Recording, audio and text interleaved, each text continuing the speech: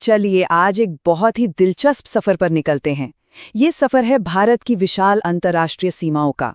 अब देखिए, ये सिर्फ नक्शे पर खींची हुई लकीरें नहीं हैं। ये तो इतिहास, संस्कृति और लोगों को जोड़ने और अलग करने वाली कहानियां हैं। 15,106.7 किलोमीटर ये है भारत की जमीनी सीमा की कुल लंबाई। सोचकर देखिए, ये इतना लंबा है कि आप दिल्ली से सिडनी जाकर वापस भी आ जाएं, तब भी ये दूरी खत्म नहीं होगी। तो ये सिर्फ एक नंबर नहीं है ना, ये असल में उन चुनौतियों और मौकों का पैमाना है जिनसे हम हर रोज रूबरू होते हैं। तो फिर इस विशाल दायरे को समझने के लिए चलिए इस नक्शे पर एक सफर शुरू करते हैं। हम चलेंगे पश्चिम से शुरू करके पूरब तक और देखेंगे कि ये जो सीमाएं हैं ना, ये सिर्फ जमीन के टुकड़े नहीं हैं। अरे, ये तो देशों के बनने और बदलने की पूरी कहानी सुनाती है। अब जाहिर सी बात है, इतनी बड़ी और अलग अलग तरह की सीमाओं को संभालना कोई बच्चों का खेल तो है नहीं। इसके लिए चाहिए एक मजबूत, एक बिल्कुल सोची समझी रणनीति, जहां आप कह सकते हैं कि सुरक्षा, कूटनीति और विकास सब हाथ में हाथ डालकर चलें। तो ये बड़ी जिम्मेदारी आखिर है किसके कंधों पर? भारत में इसका सेंटर है गृह मंत्रालय।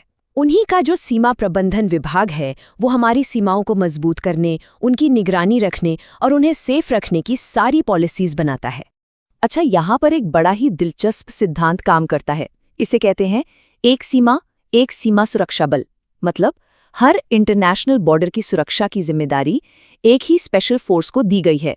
जैसे BSF यानी बॉर्डर सिक्योरिटी फोर्स, वो पाकिस्तान और बांग्लादेश बॉर्डर पर तैनात है। तो वहीं चीन सीमा पर आपको मिलेगी ITBP यानी इंडो तिब्बतन बॉर्डर पुलिस। इससे होता क्या है कि काम भी बढ़ जाता है और हर फोर्स अपने काम में एक्सपर्ट भी हो जाती है। चलिए अब अपने सफर की शुरुआत करते हैं पश्चिमी और पूर्वी सीमाओं से। ये दो बॉर्डर ऐसे हैं जिनका जन्म एक ही ऐतिहासिक घटना से हुआ।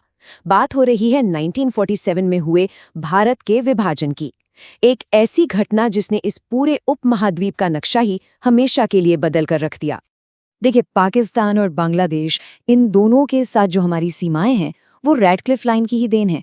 ये वो लाइन है जिसे 1947 में सर सिरिल रैडक्लिफ ने पंजाब और बंगाल को बांटने के लिए खींचा था।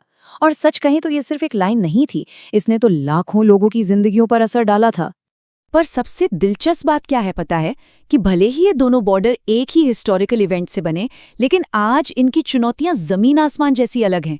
एक तरफ पाकिस्तान के साथ बॉर्डर पर घुसपैठ और आतंकवाद का खतरा है, तो दूसरी तरफ बांग्लादेश बॉर्डर पर तस्करी और अवैध माइग्रेशन जैसी दिक्कतें ज्यादा हैं।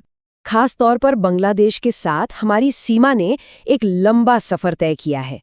1971 में जब बांग्लादेश आज़ाद हुआ, उसके बाद से ये बॉर्डर धीरे धीरे एक टकराव की लाइन से एक सहयोग की लाइन में बदल गया। इसका सबसे बड़ा उदाहरण है 2011 का भूमि सीमा समझौता, जिसने दशकों से चले आ रहे कई पुराने विवादों को खत्म कर दिया। अच्छा, अब चलते हैं उत्तर की ओर, दुनिया की सबसे ऊंची पर्वत श्रृंखला हिमालय की तरफ। यहाँ हमारी सीमाएं मिलती हैं चीन, नेपाल और भूटान जैसे देशों से। और यहाँ के हालात, यहाँ के रिश्ते सब बिल्कुल अलग हैं। चीन के साथ जो हमारी 4,488 किलोमीटर लंबी सीमा है, उसका पूर्वी हिस्सा मैकमोहन लाइन से तय होता है। ये लाइन 1914 के शिमला समझौते में बनी थी। लेकिन 1949 में जब पीपल्स रिपब्लिक ऑफ चाइना बना, तो उसने इसे मानने से इनकार कर दिया। और बस यही वजह है कि ये इलाका दशकों से भारत और चीन के बीच एक बड़े विवाद का कारण बना हुआ है।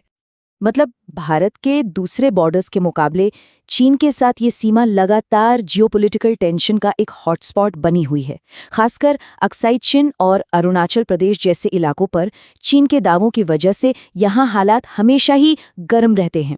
लेकिन चीन के साथ इस तनाव भरे रिश्ते से बिल्कुल उलट हमारे दूसरे उत्तरी पड़ोसी नेपाल और भूटान के साथ हमारे रिश्ते एकदम अलग हैं। नेपाल के साथ हमारी सीमा को तो छिद्रपूर्ण या कह लीजिए पोरस कहा जाता है।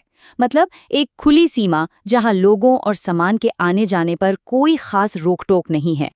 असल में नेपाल और भूटान दोनों के साथ भारत के रिश्ते सिर्फ पड़ोसियों वाले नहीं, बल्कि गहरे दोस्तों जैसे हैं। पुरानी संधियों और आपसी सम्मान पर टिके ये रिश्ते शांति और सहयोग की एक मिसाल हैं। इसीलिए इन दोनों देशों के साथ हमारी सीमाएं काफी हद तक शांत और खुली हुई हैं। तो चलिए अब इस सफर के आखिरी पड़ाव पर चलते हैं, भारत का सुदूर पूर्व, फार ईस्ट, एक ऐसी जगह जहां हमारी सीमाएं घने जंगल और ऊंची ऊंची पहाड़ियां तय करती हैं। यहाँ हमारी 1643 किलोमीटर लंबी सीमा म्यांमार से लगती है, और इस बॉर्डर की सबसे खास बात जानते हैं क्या है?